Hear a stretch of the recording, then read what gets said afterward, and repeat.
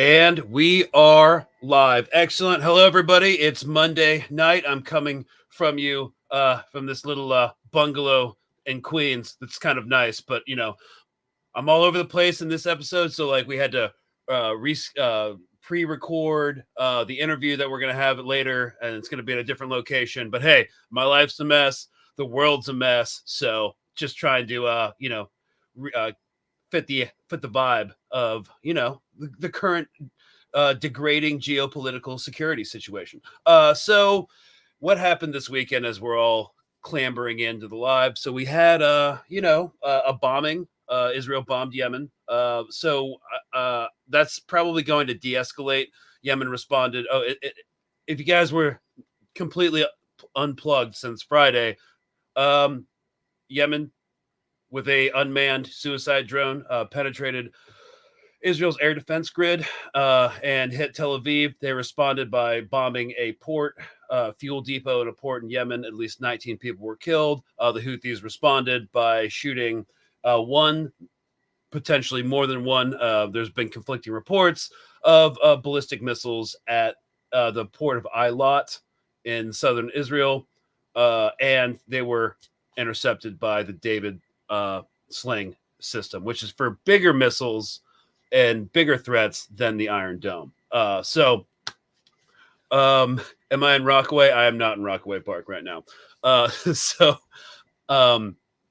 Anyways, that happened. It's probably going to de-escalate because nobody wants a bombing campaign, and Israel has proven that its air defense systems are not up to snuff to keep the country completely safe. They don't want to get bombed. Yemen doesn't want to get bombed. We're looking at a de-escalation. So that's that one news story.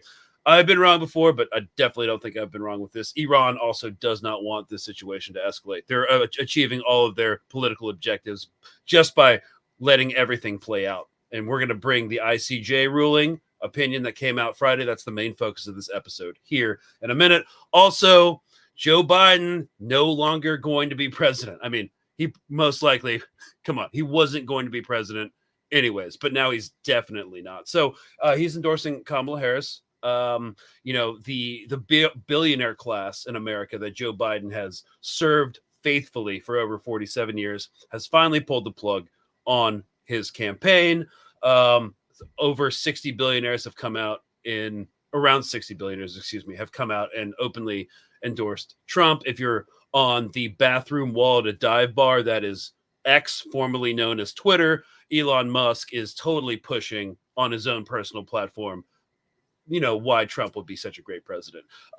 So we have four years to look forward to that guy. Just mentally prepare yourself, psychically, emotionally, spiritually prepare yourself for all the consequences that will come out of that.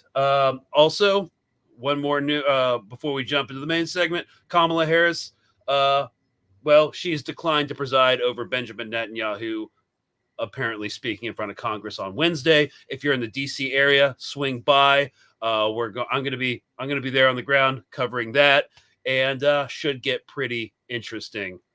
So yes, there is going to be a massive action against Benjamin Netanyahu coming to speak to our Congress, especially when he has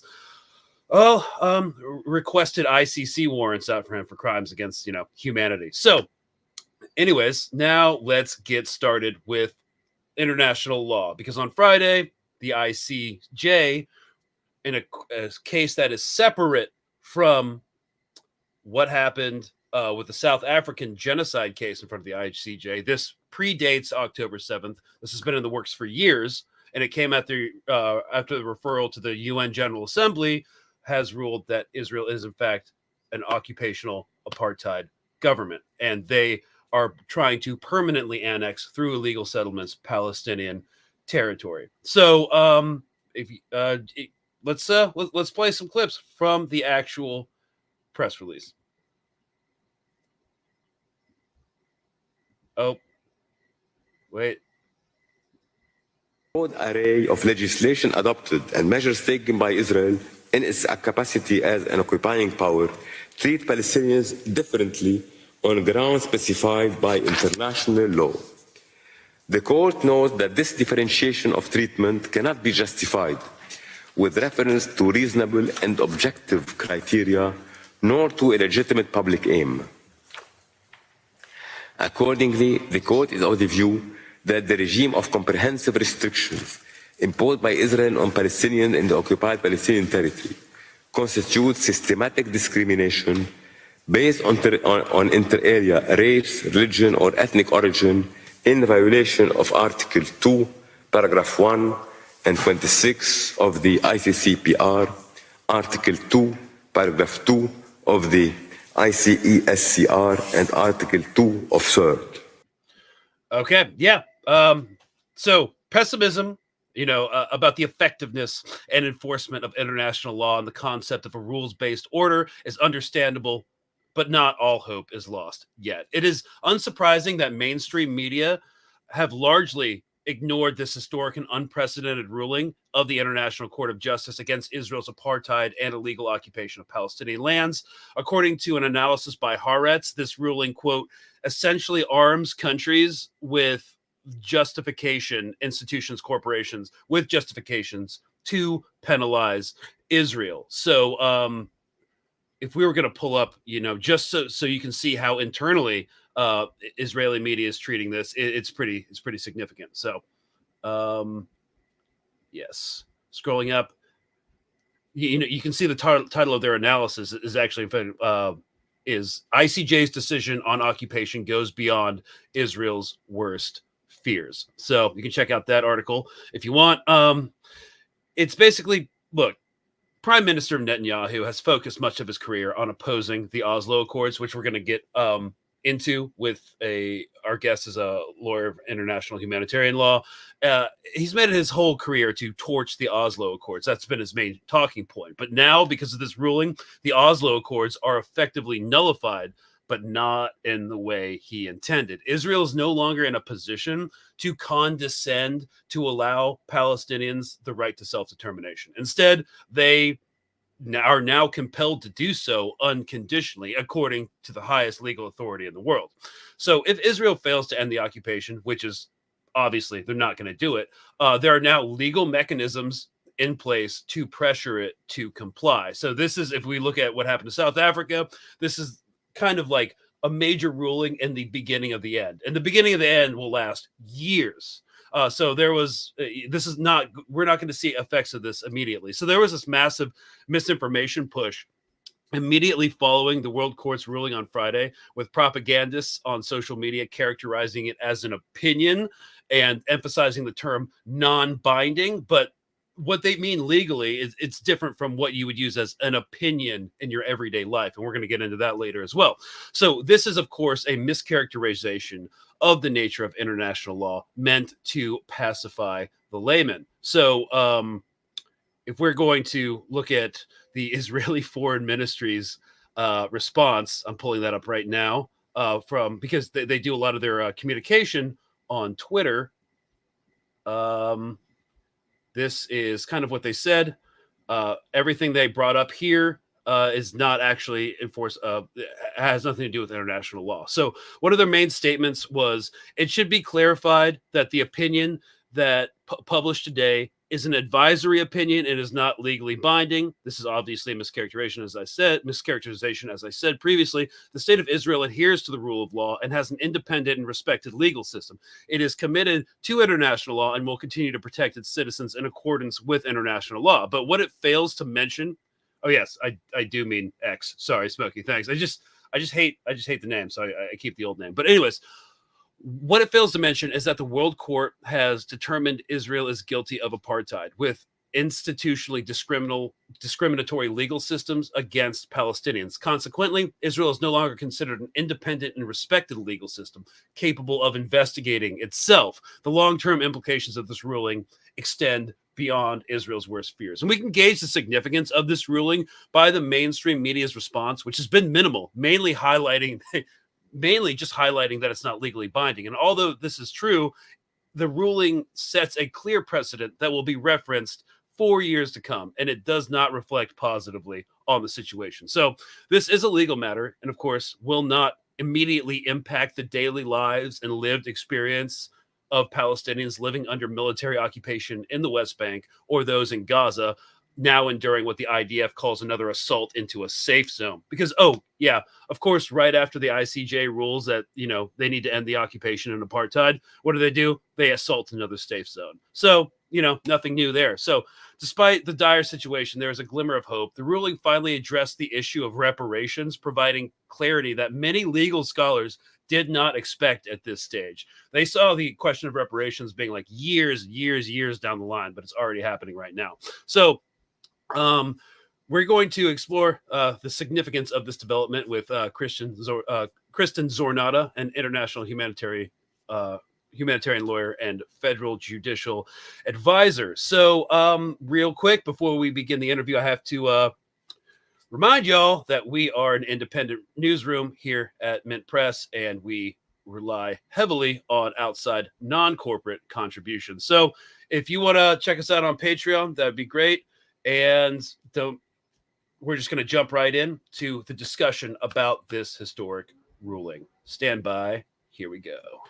So tonight on State of Play, in order to help us clarify some state-sponsored legal misinformation, we are joined by Kristen Zornada, an Australian-Italian lawyer with a master's in human rights law and humanitarian law, aka the law of war, from Harvard University. She has been active as a legal advisor on human rights issues affecting Palestine for nearly a decade after a trip to the West Bank. Funny how that's a trend, huh? So Kristen has worked for the UN in Cambodia, prosecuting former Khmer Rouge leaders for genocide and crimes against humanity, advised federal senators on human rights implications of proposed legislation, and as a clerk for Justice Melissa Perry of the federal court. So she has a number of publications in the Harvard Law Record. Thank you so much for coming on. I know the Australian-American time difference is a total pain, so we appreciate it. No worries. Thanks for having me. So before this segment, we were talking about how the media is pretty ignorant, willfully or otherwise, about international law. And so before we dive into the specifics of this case, what are the main misperceptions? We have the ICJ, we have the ICC, we have the South Africa case, we have this case. What do you think is important for everybody to know going into this? Yeah, sure. So I think what's important for people to know is that the International Court of Justice is a different institution to the International Criminal Court. The International Criminal Court is the institution which is established by the Rome Statute. And the Rome Statute is an instrument to which the United States and Israel are not parties. So they haven't signed on to that. They don't agree to be part of the court's, subject to the court's jurisdiction. The ICJ is a different matter. The ICJ is established by the UN Charter, which means that the ICJ binds all members of the United Nations. It is a UN organ. That means that if you are a state party to the UN, then you are bound by the ICJ. So the question that I often get is, well, isn't Israel and the United States not subject to the ICJ? And no, the answer is they are. As UN member states, they have responsibilities to carry out what is required of them by the International Court of Justice. The ICC is a different matter, but that's not what we're going to be focusing on today. We're talking about the ICJ. Now, the ICJ itself has two sort of modes, I guess. They have an advisory mode where they can be asked for an opinion by the Security Council or a state on a legal issue. So, do you think that this particular issue is a violation of international law? Compared to what's called its adversarial jurisdiction or contentious jurisdiction, where you have two states or more that have an issue with each other and they're actually acting as an arbitrator, and they actually say, okay, no, you're right here, you're wrong, and this is what you have to do. So what this case is in the advisory jurisdiction, which means it's just advice. So it's not deciding a dispute for the parties, whereas the South African case is actually asking the ICJ in its contentious jurisdiction, can you decide for us whether or not the Genocide Convention applies and if these mechanisms will apply? So consider this more of a consultation, or, as if they were getting consultation from the best and brightest international lawyers, obviously, who are on the International Court of Justice. And that said, because it is an opinion of the International Court of Justice, even though it is not a contentious opinion and it's non-binding, as it were, it still obviously has a lot of gravitas because it's an international legal opinion. Right, and I think that's an important distinction. I've seen some posts on social media equating this to the South African trial. This is distinct because this came at the request of the United Nations. So this was instituted by the Palestinian Authority, but yes, it comes through the United Nations, and that's important, as I mentioned before, because its decisions are binding on all member states of the United Nations. So unlike with the ICC arrest warrants, the United States and Israel can't say here, oh, well, we don't submit to it. Well, unfortunately, you're in the United Nations, so you do. Right. And so, first of all, now that we've established that, just reading the official response of the Israeli Foreign Ministry to the ICJ ruling, which I touched on in the intro of this episode, it seems that this is just an opinion. These are the words that they focus on. It's an opinion. It is non-binding. It is advisory. It lacks any legal teeth or coercive force. I'm hoping you could explain to us why and how that this is not necessarily true. There are ramifications, and this does have weight. Sure. I mean, this is a very typical response from the Israeli government, and it parallels the responses that you see from the US government on this issue. And it's not a coincidence because both the US and Israel are engaged in a campaign of lawfare. And lawfare, basically in simple terms, is the delegitimization of international law and the misappropriation and mischaracterization of it in order to suit political goals that are basically imperialism. And what basically the strategy is that, one, international law isn't real. If it is real, it doesn't apply. If it does apply, it doesn't apply to us. And if it does apply to us, we haven't broken it. And if we have broken it, well, you can't stop us anyway. So basically, you can sort of put Israel's responses to international law developments in one of those categories. It's somewhere in there. And this is definitely in the category of, well, we haven't, doesn't apply to us, and it even if it did, you can't stop us. So it's all part of it. We have to recognize it's all part of an overall pattern of trying to delegitimize international law. It's not actually an accurate characterization. And if we can focus on what you said specifically about it's non-binding, it's advisory, et cetera, et cetera, et cetera. It's interesting they say that, because if you go back to the press release that you mentioned, they talk about how, this stands in the way of negotiations. It stands in the way of the parties deciding what's best for them. Well, okay, if it's an advisory opinion, it's not binding, then how does it obstruct those negotiations at all? If it's not making a decision for the parties, if it's as non-binding as they say it is, if it's advisory, if it doesn't create any obligations, how could it possibly obstruct any negotiations to peace between the parties? Because they're not ordering anything, right? They're just clarifying the law. And the biggest issue here is, I think about Martin Luther King Jr.'s letter from Birmingham jail, and he talks about the whole aim of nonviolence is to create a situation so crisis-packed that it forces the oppressor to the table, on just terms. And that's what this is doing. And that's what Israel is really scared of, is not that this is obstructing efforts to peace. It's that it's leveling the playing ground. Because until now, they've been able to smoke and mirrors international law. They've been able to say it's not a genocide. It's not a genocide. It's not an occupation. It's not apartheid. And now the international legal community are saying, yes, it is. Actually, it is all of those things.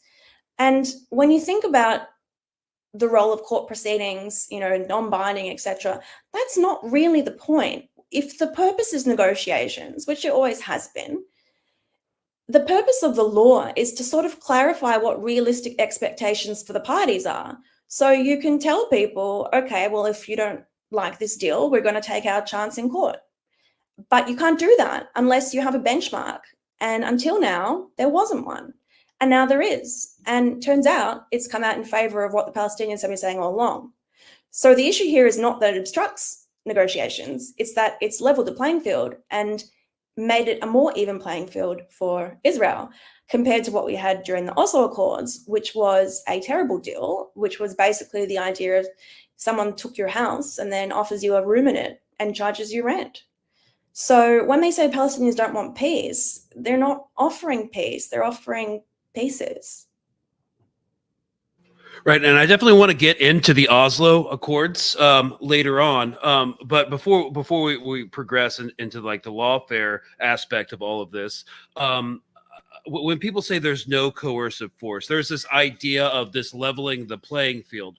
But there's this overriding kind of pessimism over the past 9 months that international law really doesn't mean anything. There's this massive double standard and hypocrisy. So now, in the simplest terms, now that this ruling has come forward, do you see this affecting anything going forward? Do you see this putting pressure on Israel to actually make change, or the Western governments that basically flout their virtuous adherence to the rules-based order changing in any ways? Because we're looking for performative effect. Like, yes, legally this does have a lot of weight, but do you see any performative effect happening because of this? Yeah, I think I would start by challenging sort of the premise there in terms of one of the unfortunate functions of United States militarism and Israeli militarism is the effect that it has on its population. And it's sort of necessary to convince the population that they are unstoppable, that nothing stands in the way of their imperialistic might. And therefore, that no international institutions can hold them accountable. And to go back to what we mentioned before about lawfare, that includes delegitimizing international law. Now, it's very obvious, this is very obvious when it comes from the government, but as you mentioned, this pessimism, even those who are progressive are like, oh, international law doesn't do anything. But I would point out that's actually a very American perspective, because it's a very pessimistic perspective that comes from existing in a country where you're constantly bombarded with messages that international law is useless. And that's not just on the right, that's also on the left. It's useless. And I get it, because it comes from a sense of frustration that no one can stop the United States, because you're constantly being told no one can stop us. And so when you see that these international organizations aren't stopping genocide, you think, well, they're useless. And I would just really caution against that attitude, because what that necessarily assumes is that courts exist to prevent or halt crime. And that's not why they exist. That is a perspective that buys into this very carceral idea of enforcement, police, cops. And that's why I caution against it for those who are trying to, reinvigorate their radical imagination as what kind of better world can we live in, is that the aim is not enforcement. We shouldn't think of it that way, because if we're going to focus always on enforcement, we're always going to need cops, we're always going to need military, we're always going to need people doing the enforcing, which just makes the enjoyment of human rights for everyone harder.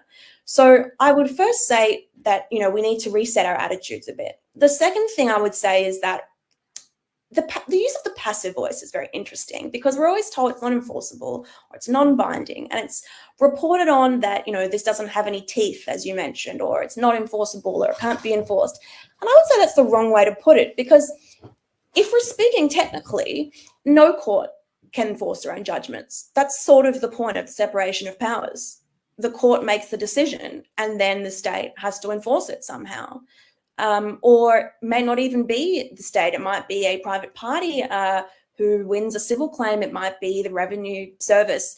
So no court in the world can enforce its own judgment. So to say, well, this isn't, the ICJ doesn't have an army or the ICJ doesn't have a police force is a ridiculous thing to say, because no court does. And what it's meant to do is to take the focus off the fact that it's actually not about whether or not the decision is enforceable. The question is, who's supposed to be bound by it?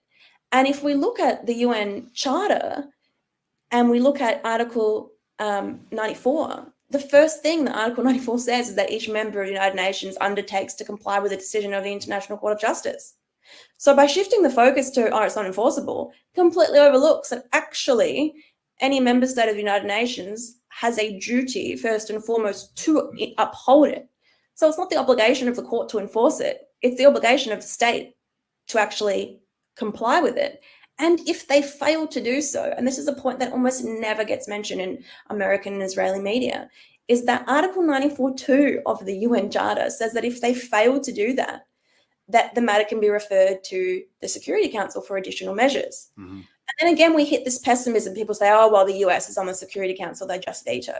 But the UN can do a lot of things. Bear in mind that the UN is not this homogenous, separate, supranational world government that it's often played off as being in conspiracy theories. It's a community of states. So in the same way that states have to find ways to reflect, the impact of judgments in their laws, so do the states. And there are so many mechanisms that exist other than enforcement with military and police.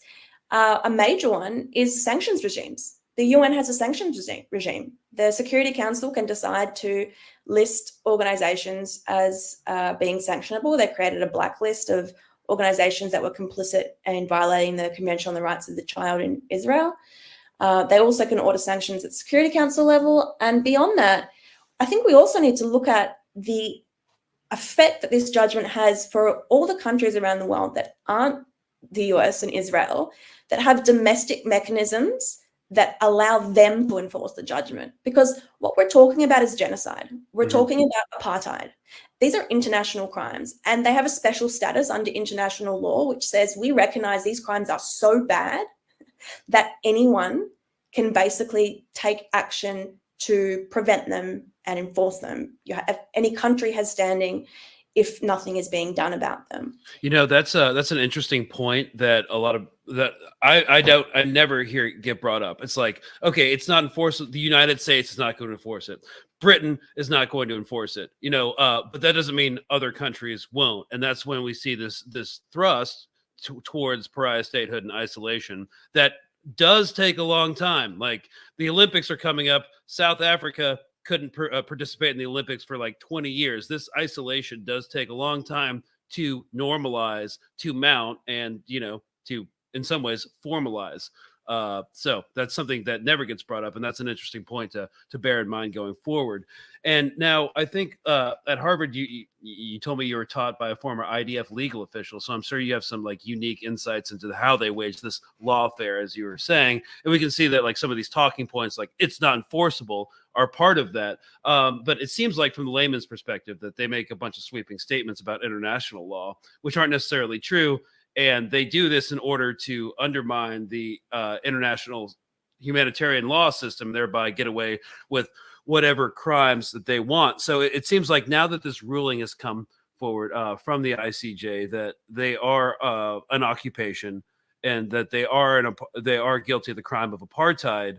The Western leaders are now kind of in this predicament where they support Israel no matter what. But if they continue on the status quo, they're just at risk of undermining publicly the entire rules-based order. And so I'm wondering like what your opinion is on that. Like, will they actually try to follow this ruling, or will they just obfuscate the situation more and kind of hem and haw and really not do anything, and thereby underline the hypocrisy of Western values that's been going on for the next 9 months? Do you see this changing anything in terms of their stance? That's a great question. I think there's a few things there that we should unpack. And the first one I want to address that you mentioned is this pariah state status. I think that's really important because when I mentioned before that, the UN can introduce sanctions and those sort of things.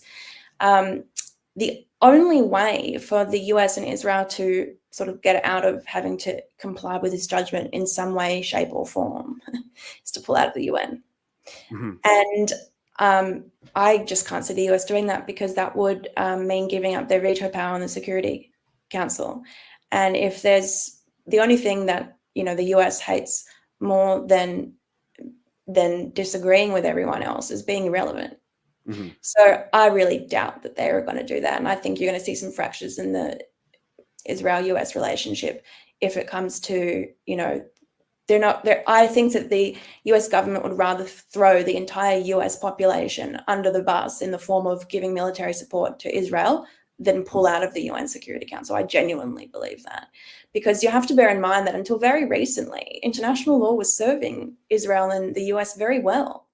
And I think this is some of the blowback that we're seeing. So, one interesting point that keeps getting brought up a lot by Israel, and this is relevant to your point about, manipulating and twisting international law to undermine the rules-based order, is that the US and Israel both argue the same point, that it's sort of a violation of their sovereignty to have to follow international courts, that, they should have to, that their domestic courts uphold the rule of law, and these unelected governments in the, unelected judges in The Hague are making decisions for their countries, and that's, impugning their sovereignty, which, aside from being absolutely ridiculous statement in the context of international law, what's really interesting and fails to be mentioned is that there's a key principle of international law that says that in terms of the worst crimes like apartheid, slavery, genocide, crimes against humanity, war crimes, it used to be the case that it was just the state,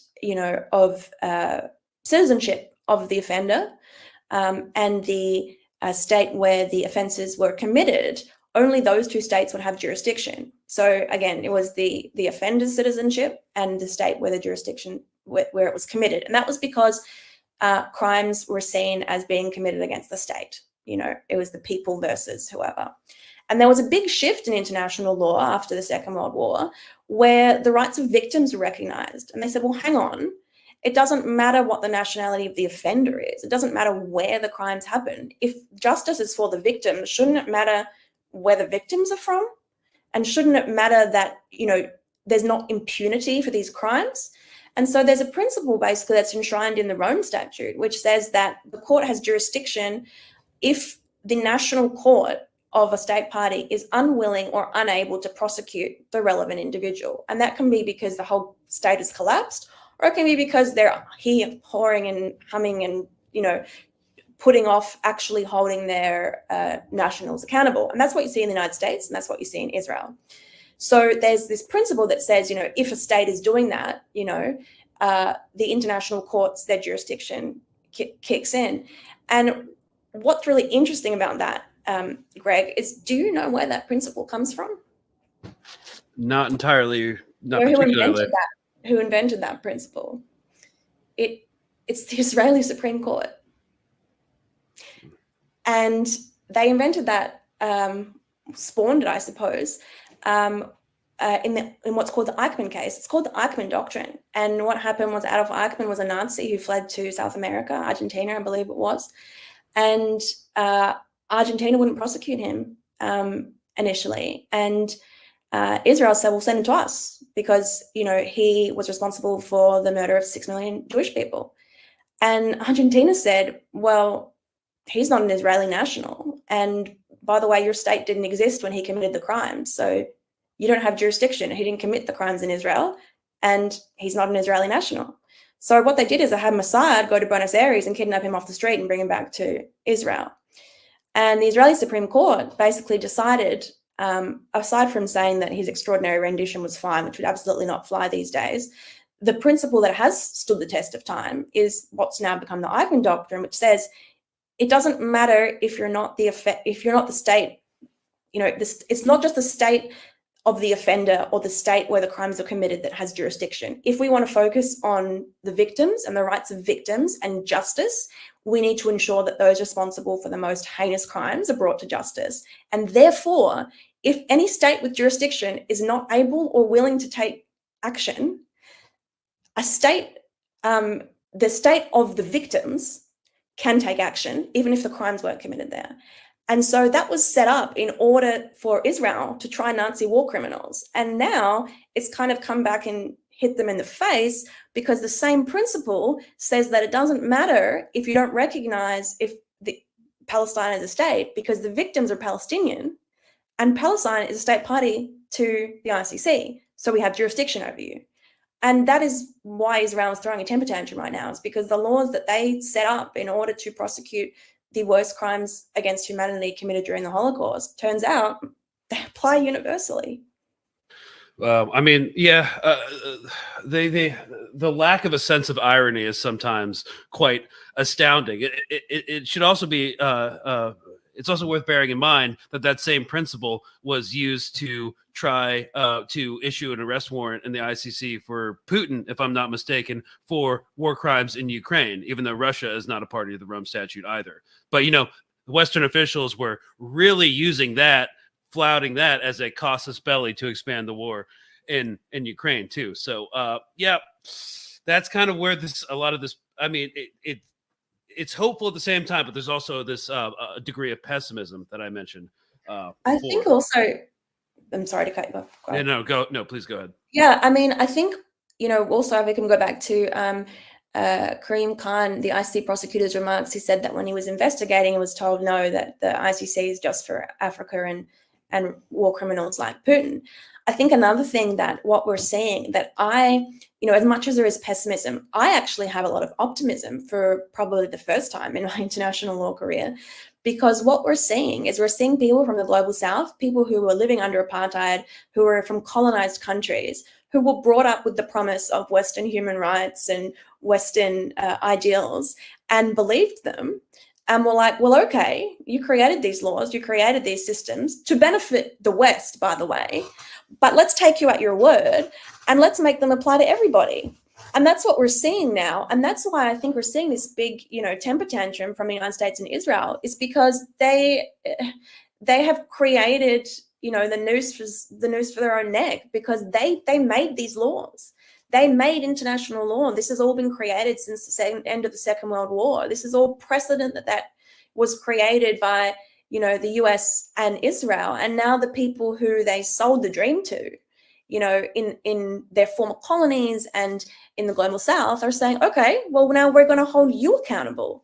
And I think that's incredible. I think that's an incredible thing to be excited about, to see South African lawyers, you know, standing up for justice in the International Court of Justice. The ICC prosecutor that Israel spent 5 years harassing to drop the case, you know, is from the smallest country in Africa.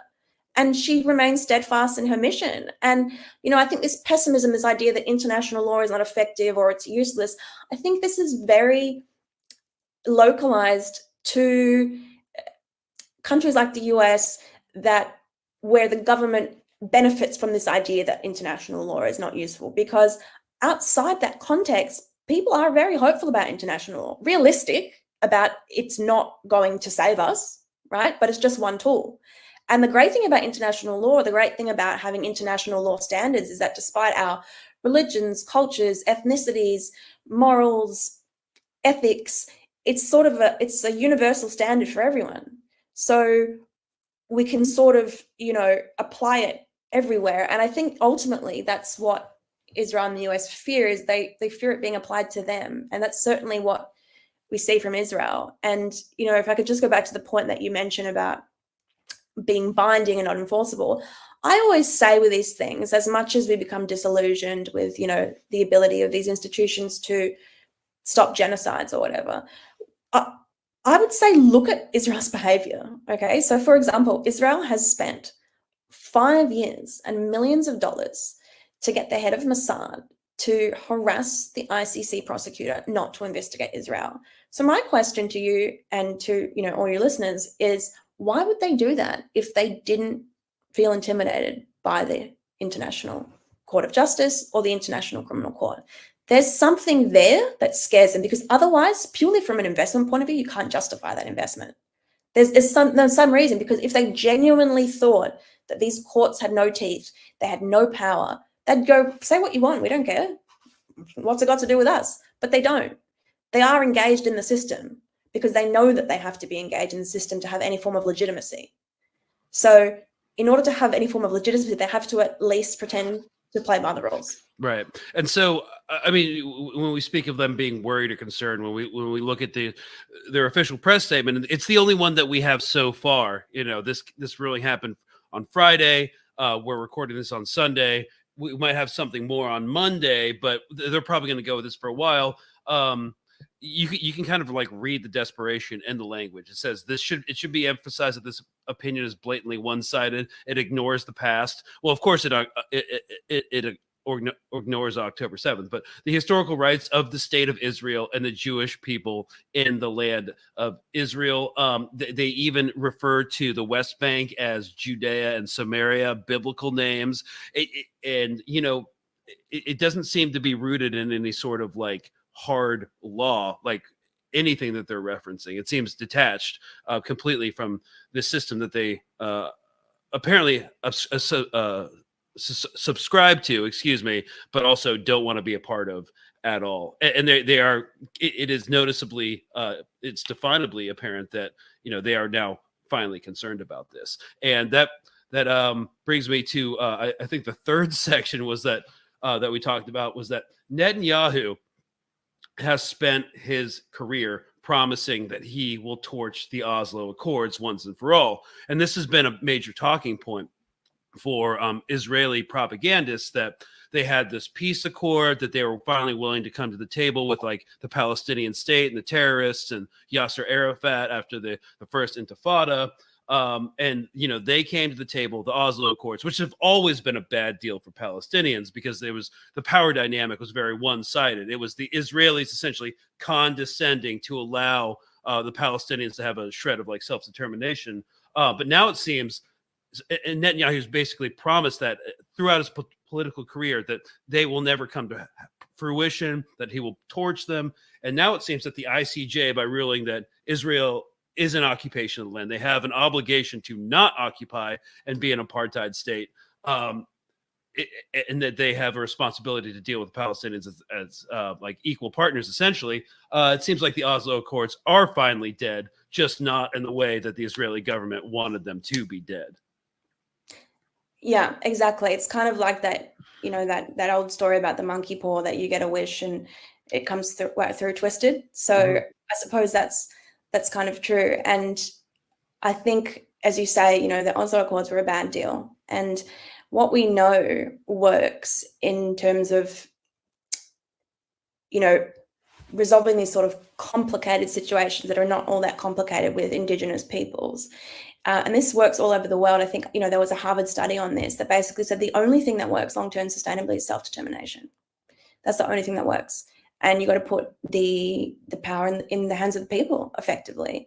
And that is not something that Netanyahu in particular has ever been prepared to do. And in fact, he incited violence against the only Israeli prime minister in recent times prepared to do that. And that man was assassinated, and is effectively why the Oslo Accords didn't go through. Not that the Palestinians weren't prepared for peace, that Israeli prime minister was shot by a right-wing Israeli. So, it's a very creative interpretation of history, the idea that they weren't ready to accept the Oslo Accords. Well, no, they were. And then, a right-wing zealot assassinated the prime minister that was brokering peace.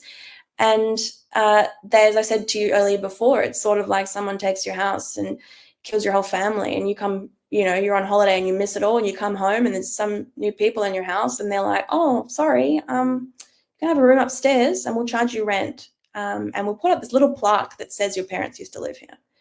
It's insulting. Why would you accept that? Like, you have a right to the whole place. Like, it's this, to say that the Palestinians don't want peace. No, Palestinians want justice. And they have been very clear on the three things they wanted. They want the right of return. They want an end to the occupation. They want equal rights.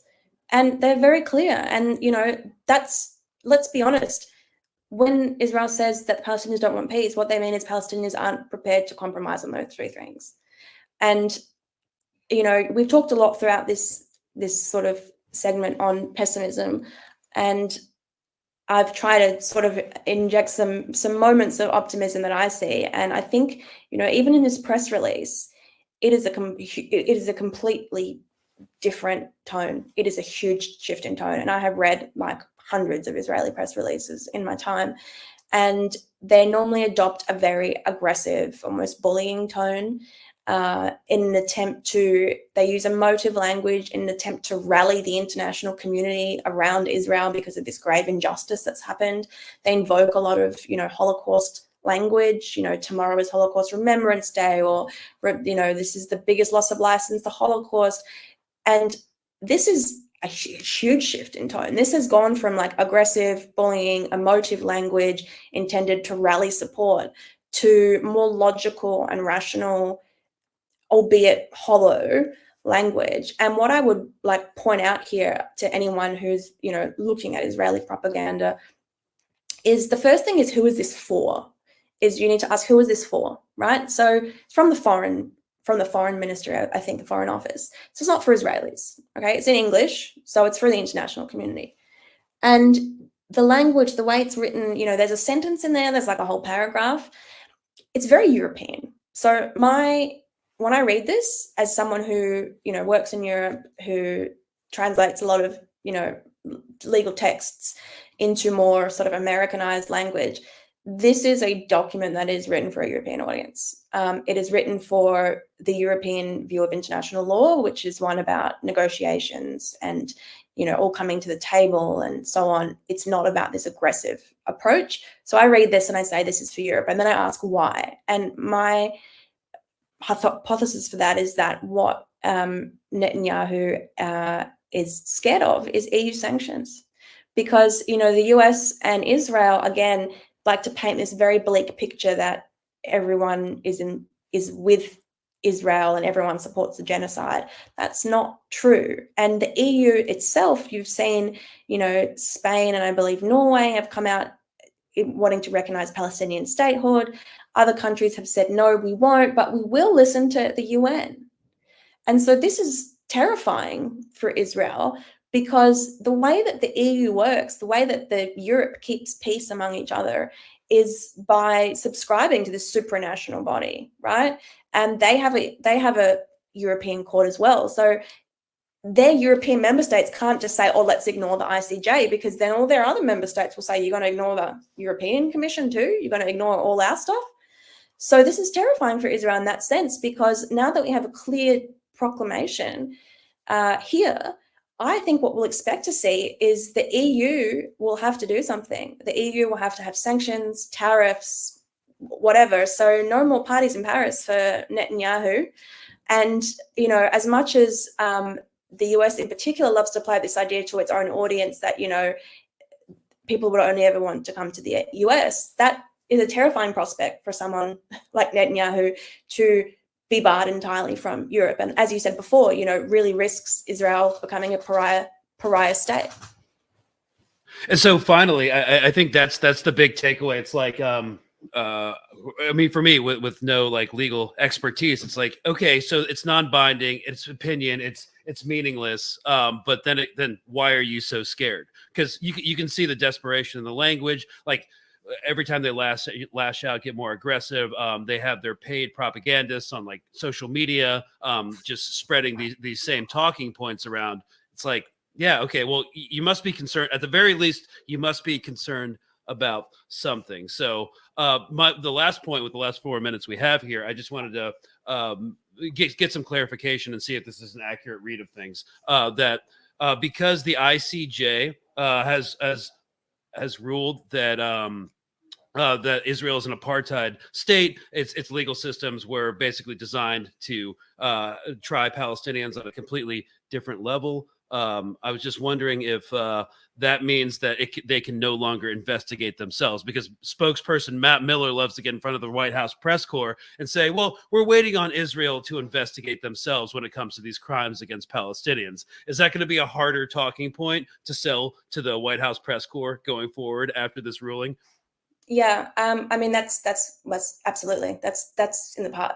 Practically, reality speaking, that's done. That's what the ICJ and the ICC have effectively tacitly said, because the ICC, for example, the ICC prosecutor, if we can use that as an example, they can't actually step in unless a state is unwilling or unable to prosecute. So they spent 5 years gathering evidence, and they basically concluded that Israel's not doing anything, that their courts are sluggish, and that, you know, justice delayed is justice denied. So there's this very weak refrain in that press release saying, you know, Israel has an independent and respected legal system. No, mate, you don't. The fact that the international courts have had to take action and have accepted the case, the very fact that they have accepted these cases is proof that they don't. You can't say you respect the rule of law because the international community says you don't. You can't say that your courts can decide for themselves because the international courts have said that they can't. So none of this really rings true. And, to come back to something I said right at the beginning, and, you're saying it's non-binding, you can't on the one hand say that this is going to obstruct peace efforts and then say it's non-binding. If it's non-binding, how will it obstruct anything? Okay, so either it's non-binding and doesn't matter, or it's binding and obstructs peace efforts. It can't be both, right? So it can't be both. And I would finally just point out, as my final point, one of the points that they like to talk about a lot is Hamas. Hamas is going to take over. Hamas. There's a recent poll that came out of Palestine by an organization on the ground there, and they are actually doing live wartime polling. And they found that of Gazans fleeing Gaza, said that basically after the war, if there is an after it, only 4% of people would want Hamas to rule. And the majority wanted the Palestinian Authority.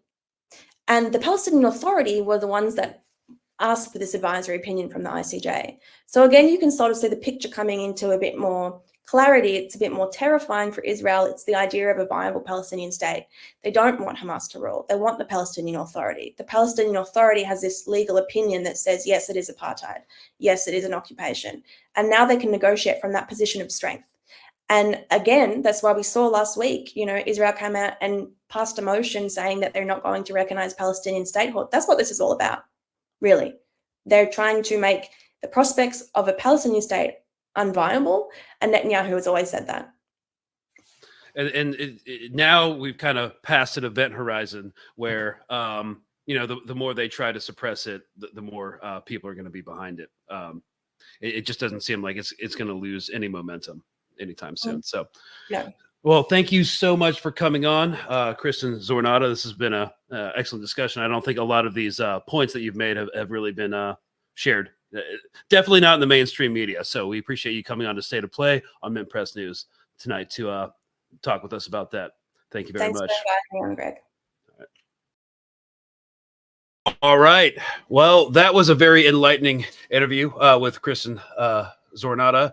I really enjoyed the irony of the Eichmann doctrine because, that's exactly what's being enacted here. So, yes, I think that is basically a wrap. Let's get into the Q&A. We're kind of running 3 minutes late. I'll probably extend the episode another 3 minutes because definitely wanted to explore that subject in depth. So let's jump into questions and see what is up. So what earlier, if you're just hopping on, I mentioned Iran not wanting to escalate and Israel not wanting to escalate. So we think that the Houthi Israel counterstrike that happened over the weekend to kind of fizzle out because, again, as much bluster as the IDF and the far right ministers in the Knesset say, they actually don't want an escalation because their air defense systems are not up to snuff. We've seen that with Hezbollah hitting Iron Dome batteries. We've seen that with Houthis striking just Tel Aviv recently. So they feel very insecure. They don't want to escalate. Iran is, I think, Seppo Madi on Twitter says, what political goals is Iran achieving with this? Well, that's an expansive subject. But some bullet points are they want to be recognized as a global player. They've been sanctioned to death. But actually, well, what we thought would be death, but actually the sanctions from the West have made Iran stronger. They're rebelling, they're becoming a player on the global stage. They want to be able to, through proxies, defeat their main antagonist and adversary in the region, which is the Israeli state.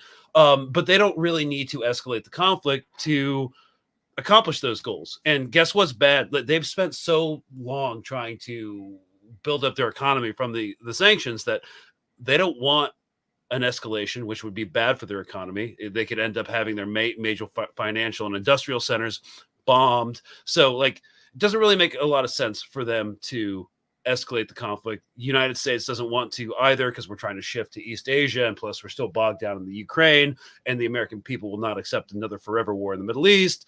So it's gonna chill out, and then Iran's just gonna bide its time because it doesn't really need to do anything because the ICJ has just ruled against Israel, and that's going to start choking it off. It's going to have its own sanction package oriented towards Israel this time. So there's really no reason for an escalation from their perspective. They're doing just fine as it is. Next question. Here it is. This one. Greg Stoker, like Matt Kennard. I think. Wait, Matt Kennard. He works for founded The Intercept. Is that the correct? I'm not that familiar with him. Are crackpots. Thanks, John Jones. From what I've heard, they say quietly socialist decoys, saying just enough to attract socialists. Mint press news, not to be trusted. Well, first of all, I'm not necessarily a socialist. I'm a very vocal black flag anarchist, and the black flag is a negation of all nations, hoods, and nation states. So I think nationalism is the worst thing to ever happen. So that's kind of my stance. I don't really get into the socialism communism thing, but there is intersection between people who are anti-genocide and people who are not. So yeah, we're gonna have socialists in the big umbrella that believes that child slaughter is wrong. But a crackpot, I don't know. I feel like I'm pretty reasonable most of the time. So, so why is Israel triggered if it's non-binding? Well, again, there's a misapprehension of what non-binding means. So Kristen definitely talked about this in the segment, but just because it's non-binding, just because there's not going to be an army that comes in to enforce it, doesn't mean there won't be very real consequences going forward. The process of normalizing isolation of Israel is actually terrifying to them. So sure, it's non-binding. They're not going to send in like a coalition force to make Israel not be an apartheid state, but it does have very serious consequences going forward. All right, what else do we have? What does this do? What does the ICJ ruling do for a country that is constantly bombarded by bunker busters? We tried to give a hopeful spin on this because it is hopeful, and it's not really a spin. It's a sign that the frustratingly slow gears of international law are finally starting to turn. As I said in the beginning of this episode, this ruling will not do anything for the lived experiences of Palestinians in the short term. So this is a long-term victory. Short term, it's not going to do anything immediately. It's not going to stop the violence. Laws have never stopped violence, unfortunately. So, all right, Wednesday, we the people have got to do something about this war criminal Bibi Netanyahu when he speaks to the U.S. Congress on Wednesday, the 24th.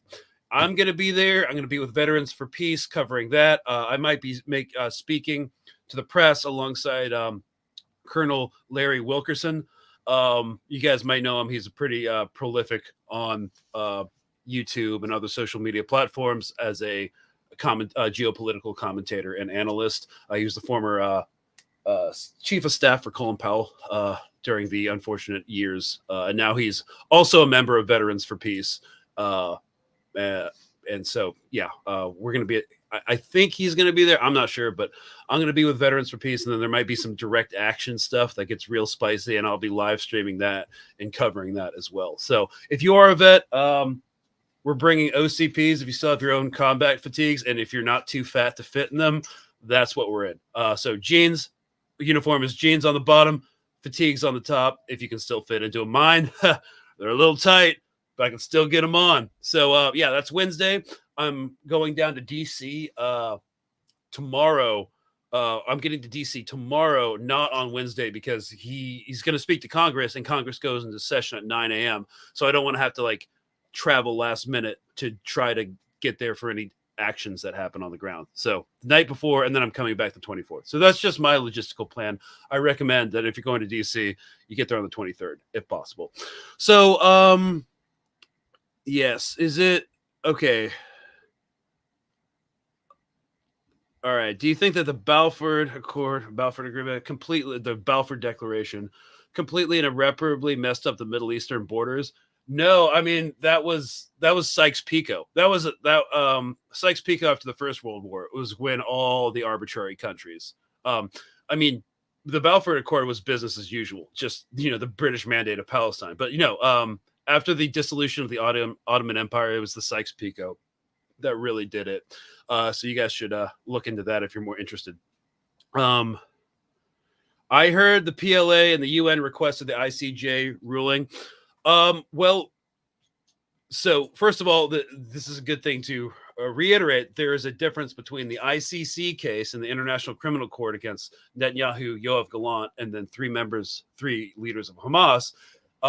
The South African genocide case in the ICJ and this case in the ICJ. So there's a difference between the genocide case and the Israel occupation case. We're talking about the Israel occupation case right now, right?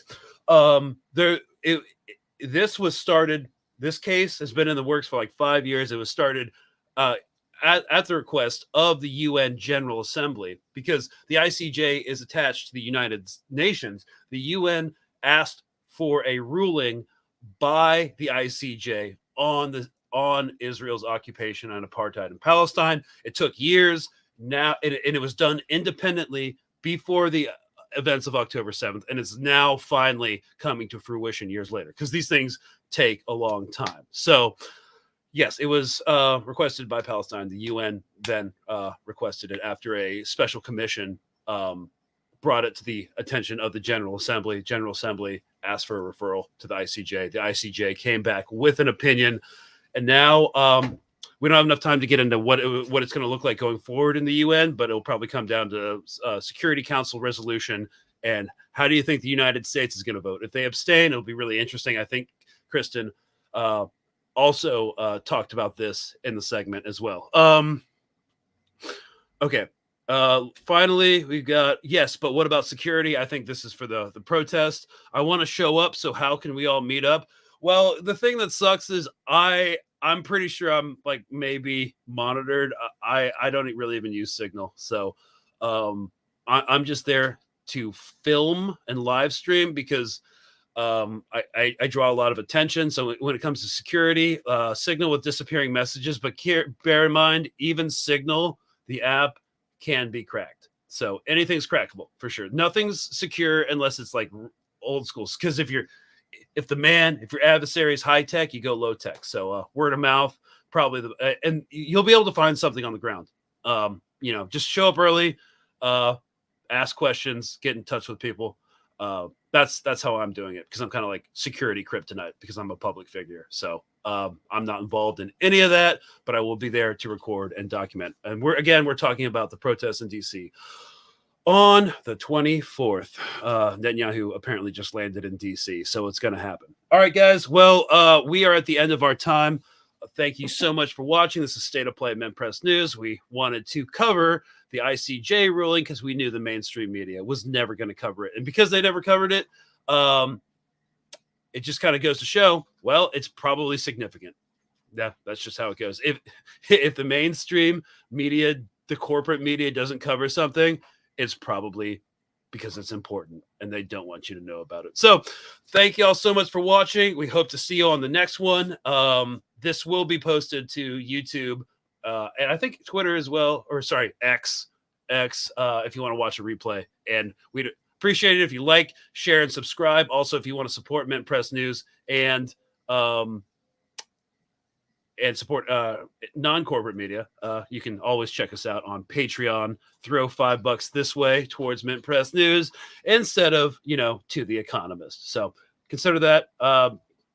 Thanks for watching, and we'll see you on Thursday. I will probably be doing an episode exclusively on all the things surrounding the protests on Wednesday. So hope to see you then.